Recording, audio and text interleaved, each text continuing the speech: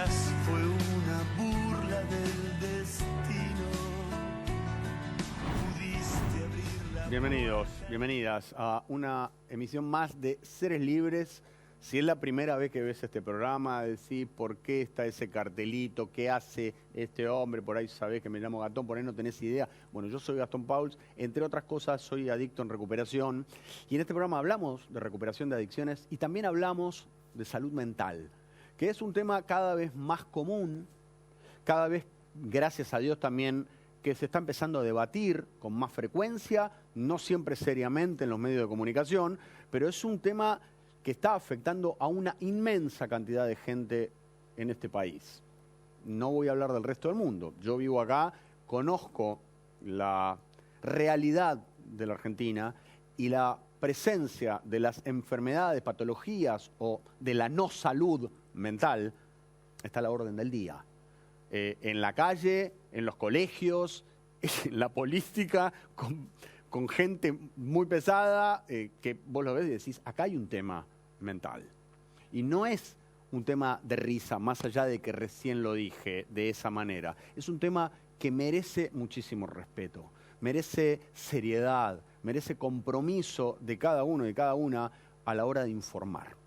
En la primera parte del programa van a ver un testimonio crudísimo y van a ver cómo, a pesar de un montón de cosas que Débora Bosco vivió, padeció, sufrió a lo largo de su vida, hoy su presente es un presente de claridad, de luz, de salud y de contagio de energía.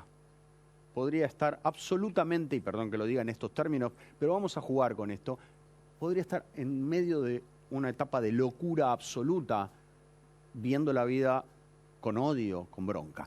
Y en la segunda parte vamos a ver un testimonio, para mí crudísimo, ejemplificador de Karina, la princesita. Ahora vamos a la primera parte del programa en el testimonio de Débora Bosco. Primero, gracias por estar acá. Gracias a vos. En segundo, que es lo primero que pregunto siempre, ¿por qué decís que sí a venir?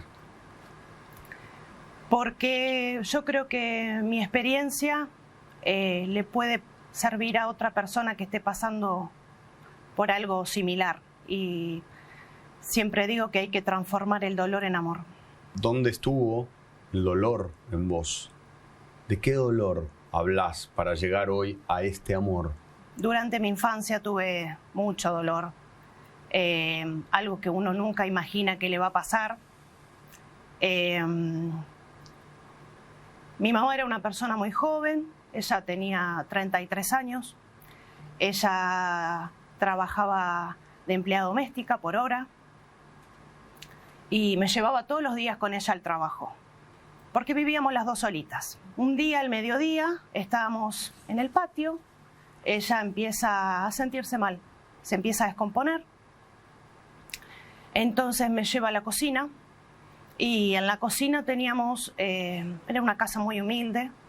En la cocina teníamos una mesita con una sillita de cada lado. Bueno, ella se sienta en una sillita, yo en la otra, y empiezo a ver que se empieza a descomponer, a lo cual yo con 3 años de edad no tenía idea ni qué era lo que estaba pasando, y en ese momento creo que tuvo como una convulsión, y cae tendida al piso, cae fallecida al piso. Yo no sabía qué hacer. Estaba encerrada dentro de la casa, no creía que ella dormía. Agarré una frazada y me acosté con ella.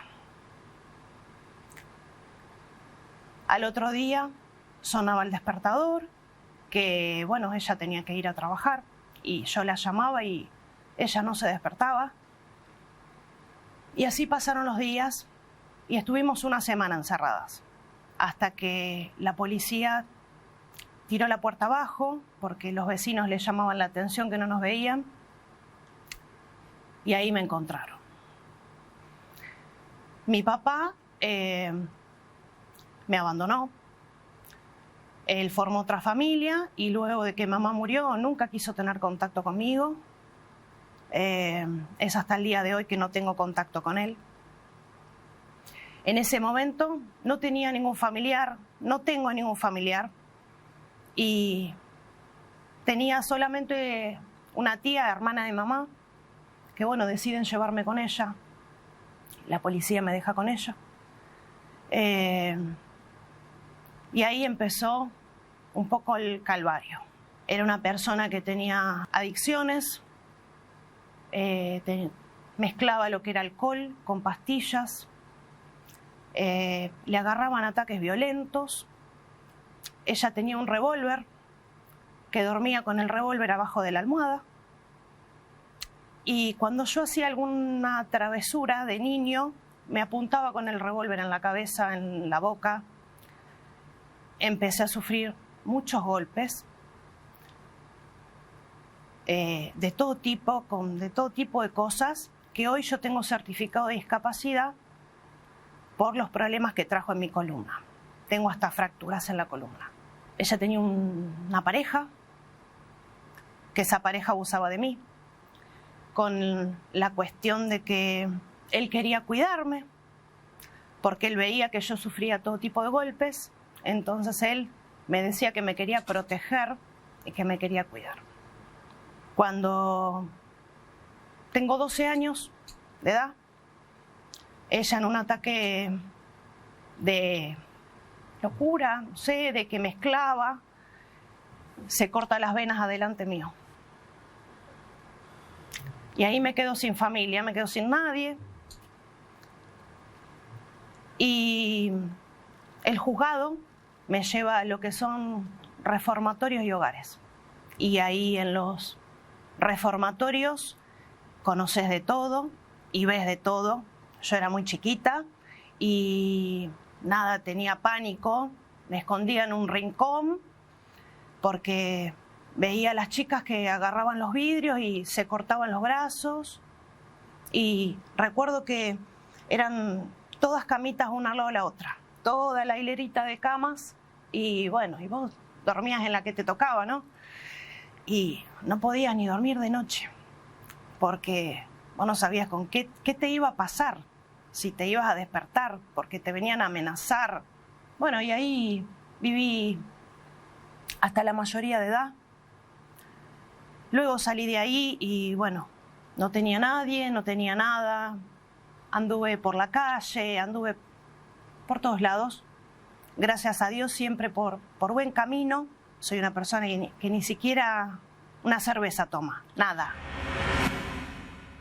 Escuchándola a Débora Bosco, recuerdo hace unas semanas, si ustedes ven el programa, recordarán que hace unas semanas estuvo Carlos Páez, un sobreviviente de la tragedia de los Andes, que después además tuvo un segundo momento crítico en su vida, que fue muchos años, o fueron muchos años de consumo. Y él hablaba en la entrevista, en la charla conmigo, de que todos tenemos nuestra propia cordillera, nuestros propios dramas, nuestra propia historia, fantasmas, demonios, oscuridad, dolor. Y recién Débora hablaba de la locura. Alguien que pierde a su madre, que convive con su madre muerta, que después es abusada, golpeada, que ve un intento de suicidio de su tía. Aún así logra salir. Esto es la prueba, y no es el único caso, pero este caso es conmovedor, de que no es necesario meterse aún más en la oscuridad. ¿De qué manera logramos, como podemos, acercarnos o ir hacia la luz? Y no hacia la muerte, hacia esa luz que dicen al final del túnel, sino a la luz en este plano, en esta vida. Vamos a la segunda parte de la charla que compartí y que agradezco con Débora Bosco. Yo a raíz de lo que pasó con mamá, hace muchos años que vengo investigando, porque en realidad yo nunca supe ni siquiera la fecha que ella falleció. Yo era tan chiquita y no tenía ni a quién preguntarle. La gente que me conocía me decía que mamá había fallecido de un aneurisma cerebral. Y yo hace 13 años que armé una fundación para los pacientes oncológicos. Pero acá, nada, que se me pone la piel de pollo, hace 2 años pude dar con el acta de función de mamá y me enteré que mi mamá falleció de cáncer. ¿Por qué sentís que, alguna vez te lo preguntás, por qué ¿por qué a vos? ¿Está esa pregunta en la cabeza? ¿Sigue estando o ya no? Mira, de muy chica, la verdad, estuve enojada muchos años. Muchos años enojada con el Barba, porque yo decía, ¿por qué a mí? ¿Por qué me tuvo que pasar todo eso? Siendo tan chiquita, siendo tan indefensa. Muchos años estuve enojada. Y después con los años comprendí, ¿no? Más luego que me enteré de que mamá falleció de cáncer. Mi mamá no hizo ningún tipo de tratamiento. Mi mamá se dejó morir para protegerme a mí. No hay duda de eso. Estábamos las dos solas. Entonces, no se hizo atender. Y en ese momento, uno no tenía las herramientas que tiene ahora, que hay tantas instituciones oncológicas que te dan posibilidades. Y bueno, y con el tiempo es como que de a poquito me fueron cerrando un montón de cosas. Y bueno, el tiempo me hizo fuerte. Gracias a Dios pude salir sola de todo lo que me pasó. No necesité ayuda de nadie, de ningún tipo de especialista, nada. Sola salí. Y hoy hago lo mismo por mis pacientes. ¿Qué es el cáncer? El cáncer es una enfermedad que es muy cruel. Lamentablemente hoy duplicaron los casos. Hoy tengo muchos niños.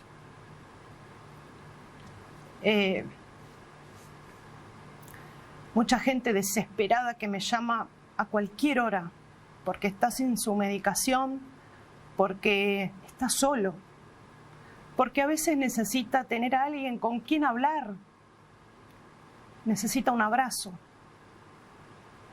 Y es lo que trato de dar día a día, tratar de acompañarlos y de guiarlos, no dejarlos solos. ¿Dónde sentís que está tu madre ahora? Mi madre en este preciso instante. Mi madre está conmigo ahora acá en este momento. Siempre me está acompañando. ¿Qué le dirías a una chica, a un chico de 3, 4, 5, que acaba de perder a su padre o a su madre, que siente esa indefensión, ¿y ahora qué hago con mi vida? Por ahí es difícil que nos vea un chico de 4, pero por ahí nos ve una persona de 20 y dice, yo lo perdí hace 15 años y esto me sirve. ¿Qué le dirías? Que puede salir adelante. Que es cuestión de proponérselo. Y que si necesita ayuda, que busque la ayuda. Que lo puede lograr. Que no es necesario entrar en ningún tipo de adicción ni nada, que siempre hay un buen camino que lo pueden seguir como me pasó a mí. Gracias por la charla. Gracias a vos. Gracias. Brindo con agua. Gracias. Gracias. Un ejemplo muy fuerte, muy concreto, de que lo que te está pasando no tiene por qué matarte. Que de hecho hasta puede hacerte más fuerte y que además transitando la recuperación, transitando y con una buena visión y con gente alrededor que te acompañe y no te drogue, sino que te ayude a recuperarte, vos podés ser la voz de la recuperación, de la esperanza y de la luz para otros y para otras. Entonces, si te estás matando, pedí ayuda. Si crees que no podés salir de la depresión, en este caso, hablando específicamente de temas mentales, de la salud mental, si no podés con lo que te está pasando, pedí ayuda. Yo quiero pasar un dato, recién lo leíamos, 280 millones de personas en el mundo están sufriendo depresión o alguna patología, que en realidad los números son mucho mayores. Después en este país también vamos a hablar de los números de este país, que son alarmantes. Y se sigue negando y se sigue enloqueciendo a la gente con mentiras en los medios de comunicación, ni hablar. Ahora entrando en la segunda parte del programa, agradeciéndote, Débora Bosco, la charla. En la segunda parte del programa vamos a ver una charla que tuve con Karina, la princesita, alguien muy querido, y en los medios de comunicación muy presente además, y quiero después analizar la responsabilidad y la falta de respeto de ciertos medios de comunicación hablando de patologías mentales que te pueden estar pasando a vos, que te cagás de risa en cámara, le puede estar pasando a tu hijo o a tu hija. Entonces, digo, no reírnos de algo muy serio. Vamos a la primera parte de la charla que tuve y que agradezco siempre con Karina la Princesita. ¿Por qué decís que sí solo de adicciones? Una parte oscura, luz, seamos seres libres. ¿Por qué decís que sí a un programa como este? Creo que es el momento, ¿no? Me parece que si hubiese sido un tiempo atrás, tal vez hubiese dudado, pero después de padecer ciertas situaciones y comprenderlo, decís sí, porque entendés de qué se trata. ¿Y qué es lo que sentís que no entendías en algún momento?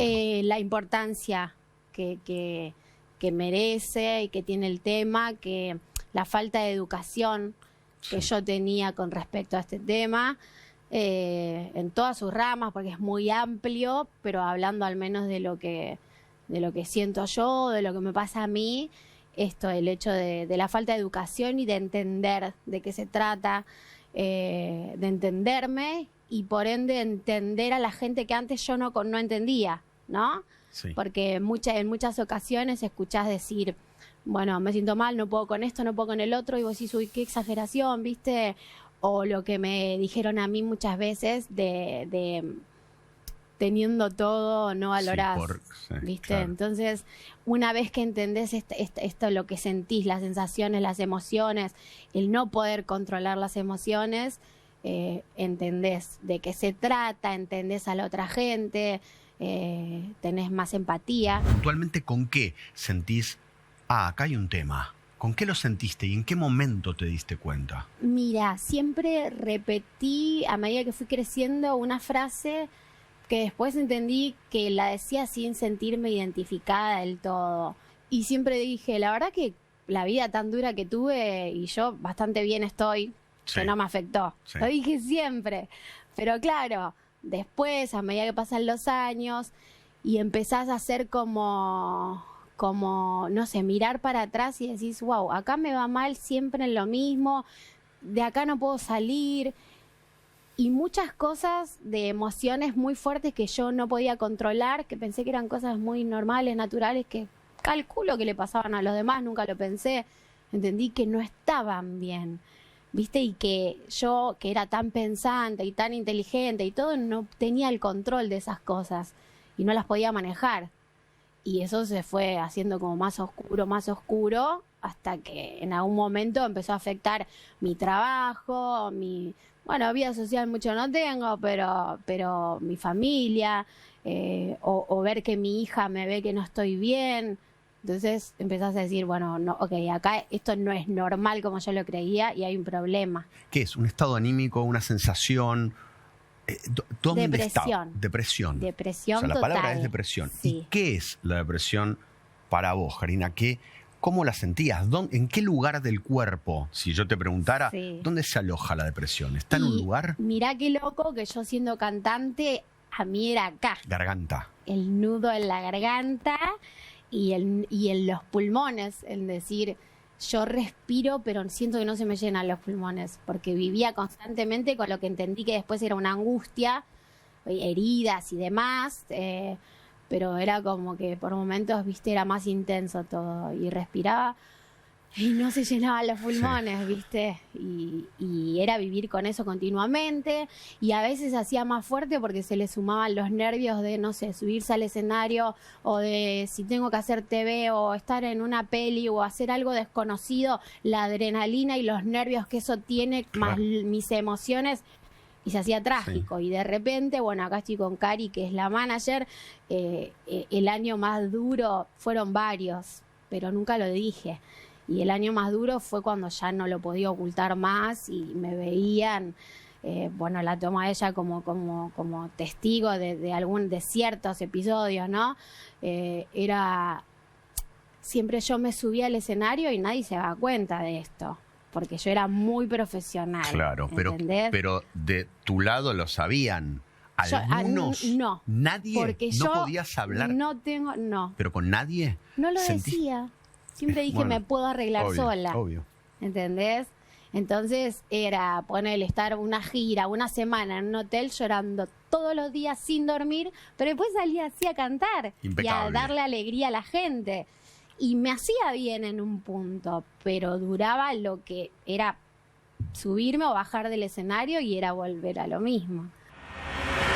Escuchándola a Karina, pienso en algo, ¿no? Recién veíamos los números, 1 de cada 3 argentinos padece algún tema de salud mental, alguna patología que tiene que ver con una enfermedad mental, con la ansiedad, con la depresión, con un montón de otras patologías o expresiones que tienen que ver con lo mental. Entonces, ¿desde dónde se critica, desde dónde nos podemos reír, desde dónde nos podemos burlar o señalar al que reconoce públicamente, con la valentía del caso, lo que le está pasando? En este país nos reímos muchas veces de eso. Después cuando, por ejemplo, Alejandro Sanz sale a decir lo mismo, algo está pasando, que ni siquiera el éxito, ni la fama, ni el dinero, ni los aplausos llenan ese lugar. Ahí dejamos de joder, reírnos del argentino para decir, che, bueno, está pasando en otros lados. ¿Por qué?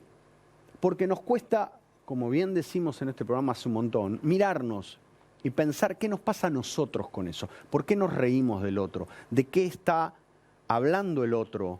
¿Y qué estoy evitando ver en mí ante lo que dice otra persona? Para mí es valiosísimo este testimonio, porque seguramente te va a animar a vos, a que estás ahí, a que, como bien dijo Karina, pidas ayuda, no te guardes más lo que te pasa. Es básico, pero lamentablemente muy poco común. Vamos a seguir viendo la charla que compartí con Karina. ¿En qué momento empezás a darte cuenta que así no? Cuando yo veo que ya... Antes yo decía, mamá está cansada, a Sol, mi hija, vengo de gira, me voy a dormir. Y cuando ya es más grande, ya no es muy normal que duerma tanto tiempo, o que no quiera ir a comer, o que, viste, ya se empiezan a dar cuenta. Entonces decís, a ver, si todo esto que yo viví a mí me afectó también, yo no quisiera hacer lo mismo con mi hija. Entonces, ya que no tuve fuerzas por mí, al menos por la persona que más amo en este mundo, ¿no? Tengo que reconocer que no tengo todo tan bajo control como yo creí toda la vida y que me tengo que ocupar de este tema. ¿Y te costó reconocerlo? Sí. Y sí, porque la verdad que yo conviví con esto toda mi vida. Lo que después entendí que eran ataques de ansiedad, lo que después entendí que eran ataques de pánico, era algo con lo que yo convivía toda la vida. ¿Y recordás hechos? Desde que tengo uso de razón. ¿Y qué era un ataque de pánico? Porque hay gente que todavía hoy no sabe qué es un ataque de pánico. Sí. Tristísimo, porque es muy común. Sí. ¿Qué era un ataque de pánico en tu vida? Cuando yo era chiquita y mis padres se separaban, se juntaban, cada vez que mi papá nos venía a visitar, la despedida era un ataque de pánico, que era que yo sentía que si se iba me moría. ¿Entendés? Y sentía que me pasaban cosas en el cuerpo, que me faltaba el aire en ese momento, tal vez, y no podía expresar de que, che, siento que me va a agarrar una ACV, siento que me agarra un paro cardíaco. Bueno, hoy de más grande entiendo que yo sentía eso en el cuerpo, ¿viste? Y terminaba en patalear, en darme la cabeza contra la pared y hacer todo lo posible para frenar esos nervios, esa falta de poder, de oxígeno, que no podía respirar, y el lograr que mi papá se quede. Que al final lo conseguía y siempre volvían por eso, ¿viste? Por lo que me pasaba a mí. ¿Los ataques de pánico fueron creciendo a medida que fueron pasando los años? Sí, fueron mutando, fueron cambiando. Después, por ejemplo, lo que recuerdo es con 19 años, la primera vez que canté en el Gran Rex. Yo había salido y a los 8 meses habíamos agotado un Gran Rex y era el primer teatro que yo hacía. Se atrasó el show porque yo tuve un ataque, lo que hoy entiendo que es de pánico y de ansiedad, ¿viste? Porque no podía parar de temblar y tenía un ataque de nervios. Con la gente ya ahí, ya gritando, Karina, y claro, nadie sabía lo que pasaba. Y yo salí y lloré todo el show. fue un show desastroso, pero la gente lo recuerda como muy emotivo porque yo era chiquita y bueno, estaba viviendo un sueño, pero artísticamente fue muy feo, yo no afiné, no estaba mal, lloré todo el tiempo y bueno, para mí era algo normal, entiendo la emoción muy grande de lo que estaba viviendo en ese momento, pero eran cosas con las que yo convivía, digo, me pasaba cada tanto. Pero vos sentís que hubo una imagen de toda esa etapa que es como la más marcada en relación a esa depresión o a esos ataques o a esa ansiedad, como vos decís. Sí, pienso que es cuando en mi cabeza ya era una decisión el querer morirme. Pero por eso. Pero yo me acuerdo de lo que sentía y de lo que veía en ese momento era negro. No me acuerdo ni dónde estaba ni qué. Estaba de gira, calculo, o en mi habitación. No fue una sola vez, fueron varias veces de sentir que ya no había salida de ningún tipo, ¿entendés? Ya había probado todo, ya había hecho terapia, pero lamentablemente a veces nos quedamos con esas malas experiencias de haber hecho terapia con la persona que no es la... Claro, viste, que te puede pasar con amistades, con la pareja, no siempre es la persona correcta, tenés que encontrarla también, viste, y empezar a entender que le importás a alguien, porque también ese sentimiento que da vueltas de que no le importás a nadie, viste, a mí lo que me pasaba es que yo no me quería matar, pero me quería morir. Que siempre lo digo porque no es que yo decía, bueno, ¿de qué forma me puedo quitar la vida? No lo pensaba. No, me quiero morir. Quería morirme de cualquier forma. Que pase, pues yo no tenía el valor de hacerlo. ¿Entendés? Ok, que claro, hay una diferencia sustancial entre suicidarse o que me muera. Porque yo veo que mucha gente, viste, veo que se quiere matar y todo, y a mí no me pasó de querer matarme, pero sí de querer morirme. Es casi imposible que en esta sociedad de hoy nos riamos, desvaloricemos o nos riamos públicamente de alguien que tiene cáncer o de alguien que tiene HIV. Ya es casi imposible que ocurra, ni en la calle ni en los medios de comunicación.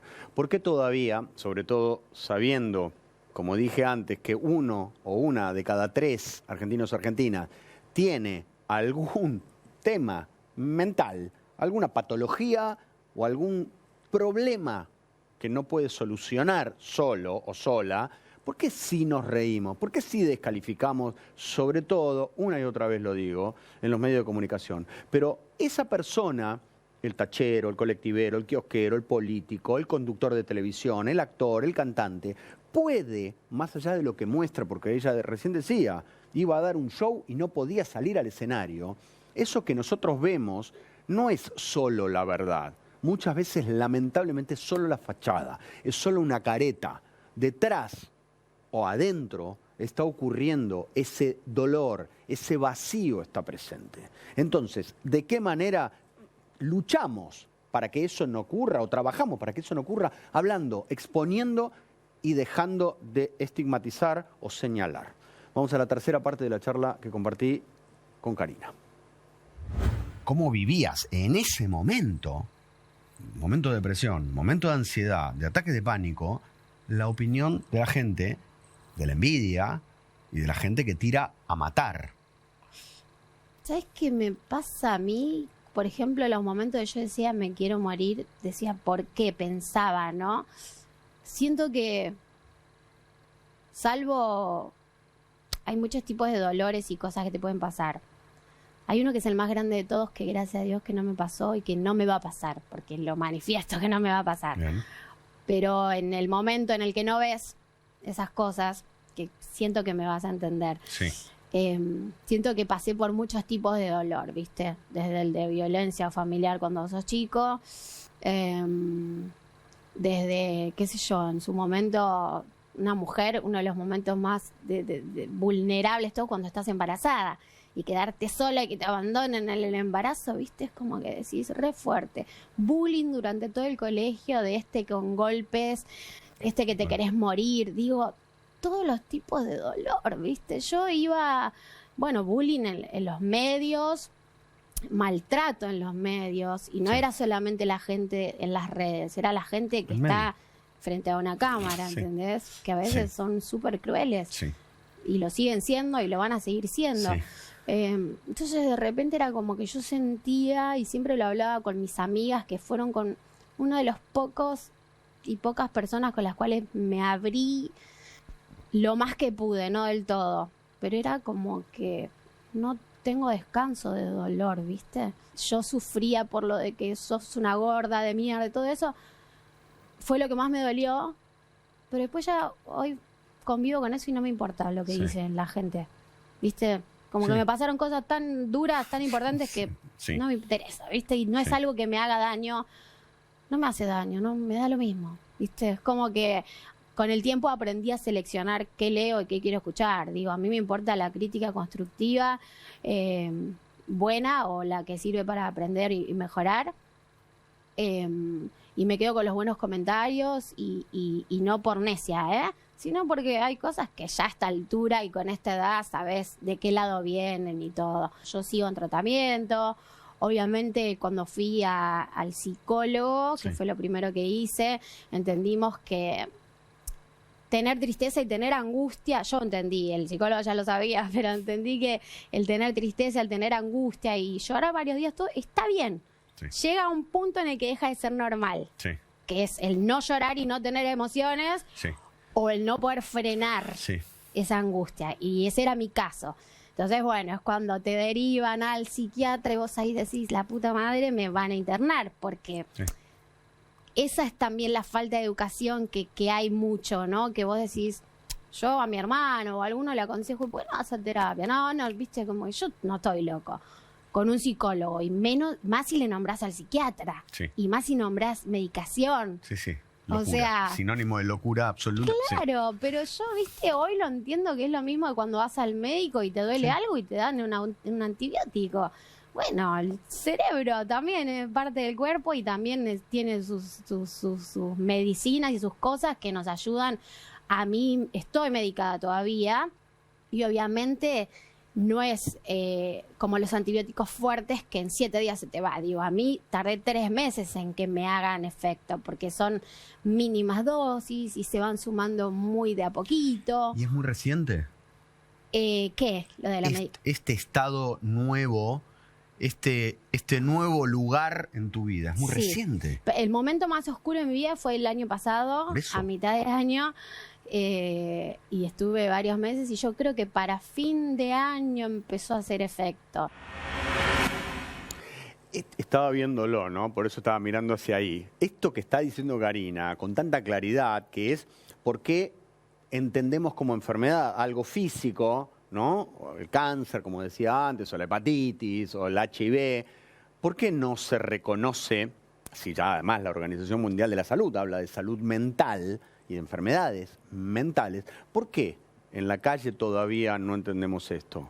¿Por qué una persona hace un año que está trabajando para estar bien todavía tiene que sufrir las burlas de la gente, la crítica despiadada sobre ciertas cosas y, como dije antes, la piedra artera, digo, que necesita lastimar a alguien que además ya está lastimado en algún lugar del alma o de su mente? ¿Por qué? En este programa ya hemos visto en los últimos meses, sobre todo, que por ejemplo Nancy Duplá habló de esto, Esteban Prol, en breve verán un capítulo, un programa, una emisión donde Fabio Posca también habla de esto. ¿Y por qué lo recalco? Porque es necesario.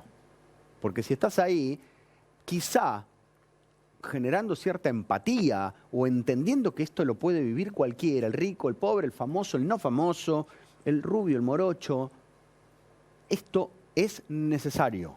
Por eso lo estamos haciendo.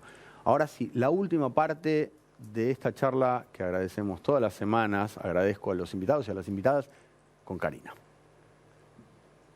Voy a tocar un tema de la marihuana que dicen, el libre consumo porque no te hace nada. A mí me hizo mucho daño. No fui adicta, pero en toda esta búsqueda de la felicidad que yo no tenía, pasé por probar muchas cosas que me di cuenta que no eran lo mío y gracias a Dios no tuve un tema de adicciones para con estas sustancias, porque en realidad fui adicta a otras cosas, a personas fui adicta. Sí, claro. Yo, ¿entendés? Y bueno, por ejemplo, probé marihuana en 3 oportunidades y las 3 veces sentí que me iba a morir. Y si yo no hubiese estado con las personas correctas, no sé, tal vez sería una más que hoy está diciendo que se aprovecharon de mí, porque no a todos nos hace lo mismo. A mí me hizo muy mal.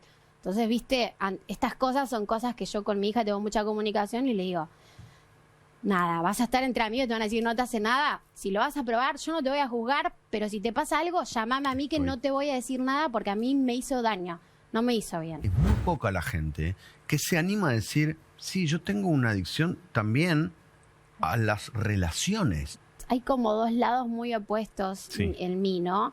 El hecho de que puedo sola, pero necesitas... pero en las relaciones, ponele de todo tipo, de lo que sea, llega un momento en el que yo siento que si la persona, sentía que si la persona se iba de mi vida, yo me iba a morir. Había una dependencia... Bueno, emocional pero mirá, a las personas en un punto era aquello que me contás de tu viejo yéndose. Sí. ¿Se entiende lo que digo? Sí. Como la desesperación de decir, si se va, me muero.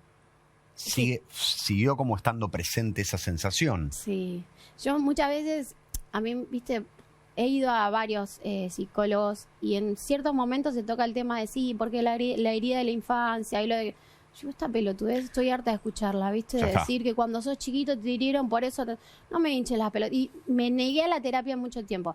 Hoy lo comprendo. Desde qué lugar me lo decían. Por ahí no me lo decían de la forma correcta y yo no lo pude comprender. Pero obviamente que tu crecimiento y la forma, lo que mamaste de pequeño te forma después como un adulto que sos, ¿viste? Y todas esas heridas y todas esas cosas que todos tenemos y que no sanamos a tiempo, porque por ahí no tenemos las herramientas, eso es hacer terapia, como ir teniendo herramientas para decir, ok, a mí me pasaba esto, yo tengo adicción a ciertas personas.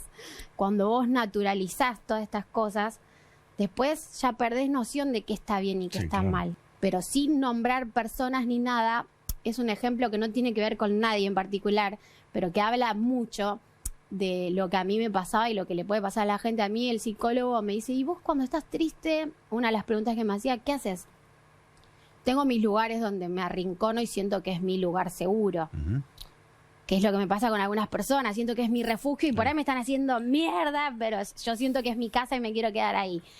Bueno, tengo cuando estoy sola y llorando mis lugares, bueno, mi cama, no sé qué, pero hay un lugar que es el preferido mío, que es mi balcón, que yo tengo un balcón que está hecho como una baranda, no es una baranda, es como que de material de cemento, tiene como donde, no sé cómo se dice, no es baranda, es donde te sentas, bueno, no tiene baranda, justamente, que tendría que tener y no tiene. Pero bueno, la nena es grande, vivimos solas, no le puse.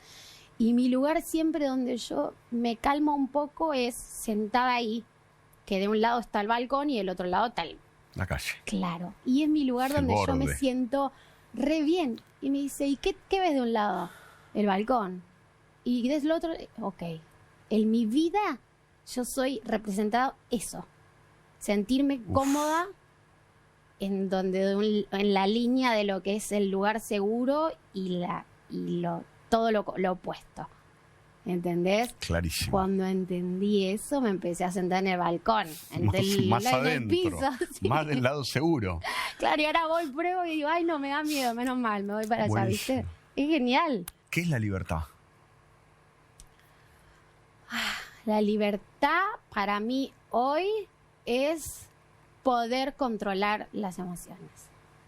Eso es la libertad. No tiene que ver con ninguna otra cosa más. Si hoy le pudieras hablar a una chica que ve que su padre se está yendo y siente que se va a morir y que se desespera y que le agarra un ataque de pánico y que no puede consigo misma, que tiene 8, 10, 12, 20... ¿qué le dirías? Primero que no tengan, porque uno se tiene miedo a veces a uno mismo. Es decir, de qué soy capaz si me pasa todo esto en la cabeza, ¿viste? Que no están locos, que no son raros, que es normal lo que les está pasando.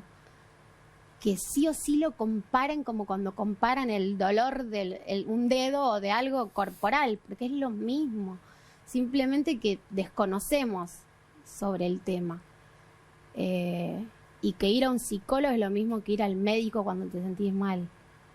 y que así como el médico te cura esos dolores o te hace análisis y te estudia y sabe lo que tenés y sabe con qué medicarte, el psicólogo, el psiquiatra que es el que te medica, es lo mismo. Y que lo tienen que comparar con eso para dejar de creer que estás loco. Porque la salud mental es igual que la salud que la que conocemos, que en realidad es todo lo mismo, ¿entendés? Claro. Entonces, perderle el miedo a eso, ocuparse de la misma manera en la que te ocupás cuando te duele o estás enfermo. Si nos conocemos, lo podemos controlar. Eso, que le pierdan el miedo. Uh-huh. Brindo con agua. Está bien. Gracias. Muchas gracias por venir. Gracias, Karina, por la claridad, por la sensibilidad y por la verdad que pones, por la tranquilidad, además, con la que hablaste de esto. Y recién decías perderle el miedo, ¿no? Y hoy pensaba en cuando somos niños y nos asustamos con una figura y creemos que es un fantasma, y en realidad después sacamos la sábana y vemos que en realidad había un mueble abajo. ¿Cuántas cosas, cuando las conocemos bien y cuando podemos hablar de ellas, las vemos de otra manera, perdemos el miedo y nos encontramos con la verdad?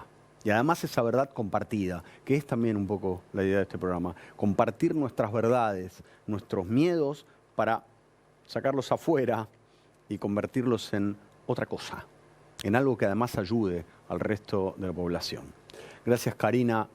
Y lo de Karina tiene que ver con alguien que lo transitó y lo transita, como yo transito la recuperación de adicciones. Pero hay gente que además investiga, se dedica a esto. Y vamos a compartir ahora con ustedes un clip de especialistas hablando de la salud mental, hablando de la depresión, de la ansiedad. Vamos a escuchar también ese lado que es necesario porque todos los lados terminan formando una opinión pública un poco más lógica, concreta y valiosa.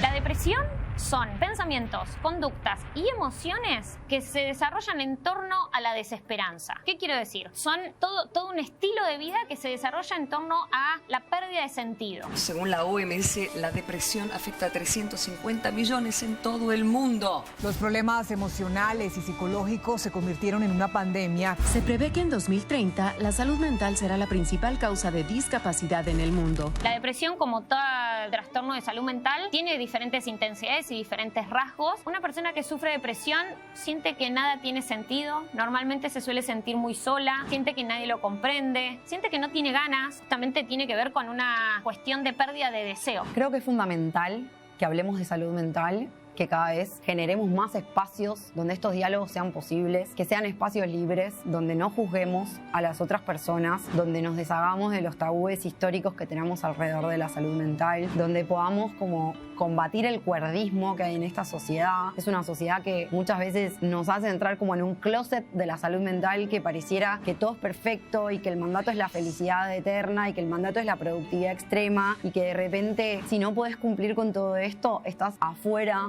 de la sociedad. Entonces es muy importante empezar a generar espacios seguros de diálogo para que las personas dejen de sentirse acorraladas respecto de lo que les pasa y para que dejemos de sentir que lo que nos pasa no es válido y no es posible de trabajar. Acompañar a una persona con depresión para mí es una de las cosas más difíciles. Entonces me parece que el gran desafío de acompañar a una persona que está transitando por una depresión, primero es saber que es un momento, esto no tiene por qué volverse un estilo de vida.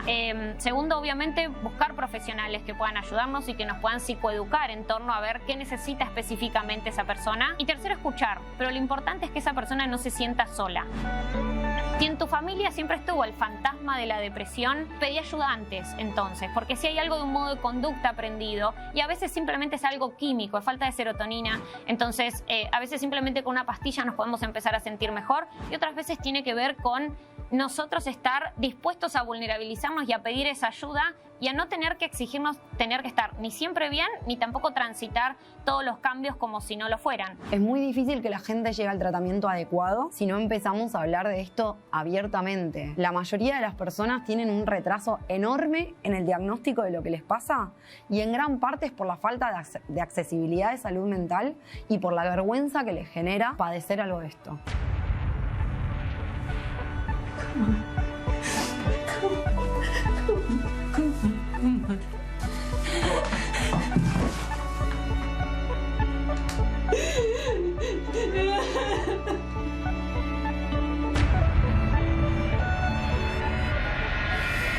Estaba viendo las imágenes, estaba viendo el dolor, la tristeza y estaba observando cómo personas especialistas pueden ayudarte a vos a que entiendas lo que te está pasando y cómo salir también de ese aparente lugar de oscuridad absoluta. Quiero agradecer a Mercedes Suárez, a Lucía Levenberg, a todos los especialistas que colaboran con nosotros, con Seres Libres. Y quiero también agradecer a la provincia de Buenos Aires, a la provincia de San Luis, al municipio de Moreno y su espacio de recuperación de adicciones, Casa Pueblo, a CETRAC, a Vencer para Vivir, a Cuarta Opción y a ellos, a la asociación Creando Nexos, que nos ayuda a llegar a más gente con la lengua de señas. Gracias de verdad por eso.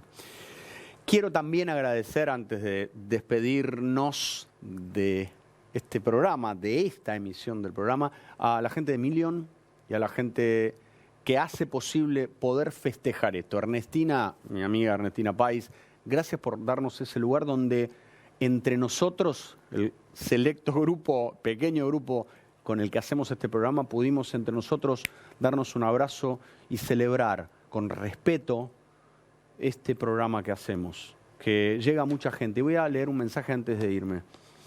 Llegan mensajes todos los días tuyos, de gente como vos. Y este mensaje llegó, no voy a dar el nombre. Buen día, Gastón, ¿cómo estás? Hace una semana que empecé a liberarme de la marihuana que me tuvo cautivo 10 años. Espero no volver. Y lucho día a día para que así sea. Quiero agradecerte por el programa, cada invitado y cada entrevista. Hicieron que algo se despierte en mí y entienda que el camino no es el consumo, aunque irónicamente el programa lo miraba consumiendo. Mucha gente mira el programa consumiendo, quizá porque creen que no pueden parar y aún así intentan hacer algo para cambiar esa realidad. El paso seguro que tenés que dar, el primero, es reconocer el problema ante quien creas, ante Dios, ante el destino, el universo y ante otro ser humano. Compartí lo que te pasa, no te quedes con eso, ni con el consumo, ni con un tema de salud mental. Compartilo.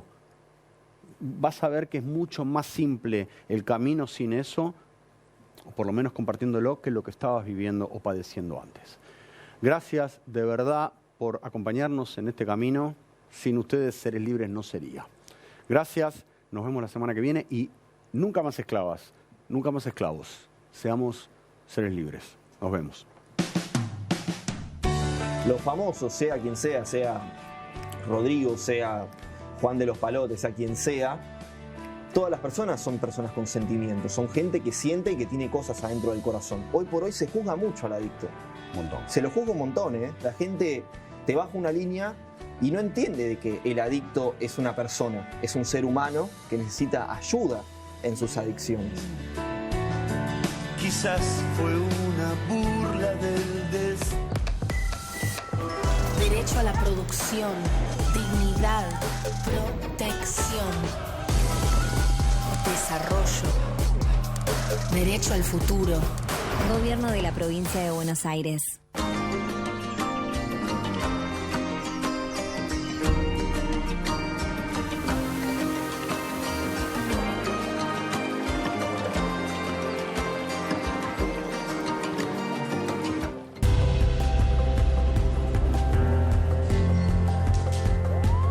La lucha contra los delincuentes la estamos dando juntos y la vamos a ganar. Mi compromiso es que podamos vivir con tranquilidad y seguridad. Buenos Aires Ciudad. Quiero que a partir de ahora, para decir te amo, en lugar de un corazón, uses una aceituna. Quiero que el yo te amo ahora sea yo te amo. Mi consumo empezó a partir de querer pertenecer a la esquina y ahí empecé a consumir cocaína a partir de 18 años. Hoy ya llevo 9 meses de recuperado y 20 meses limpio de sustancias. Si en este momento te encontrás en consumo, déjate ayudar.